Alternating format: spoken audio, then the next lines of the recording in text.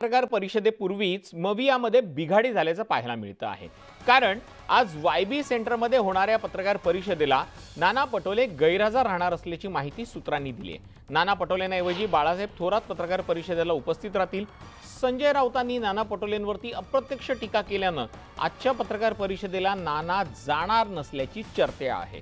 काही दिवसांपूर्वी नाना पटोलेंनी मवियात काँग्रेस मोठा भाऊ असल्याचं वक्तव्य केलेलं होतं। त्यावर संजय राऊतांनी प्रत्युत्तर देताना मवियात कोणीही लहान आणि कोणीही मोठा नाही असं म्हटलेलं होतं। वारंवार होणाऱ्या टीकेमुळे पटोले नाराज असल्याचं बोललं जात आहे।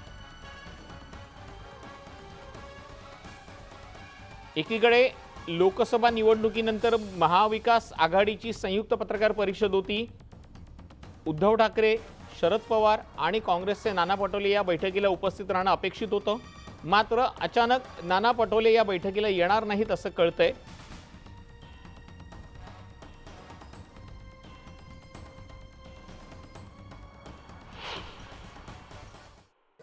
राज्याच्या जनतेचं आभार मानायसाठी आम्ही सगळे एकत्रित येणार, म्हणजे ते आज वेळेवर हा प्रोग्राम तयार झाला।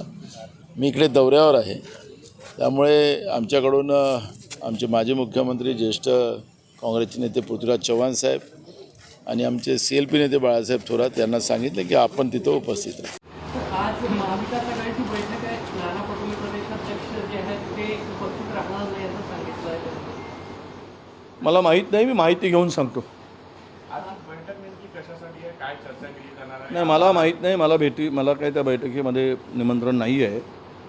जर असतं तर मला माहीत झालं असता एजेंडा बैठकीचा, परंतु आज माझ्याकडे ती माहिती नाही।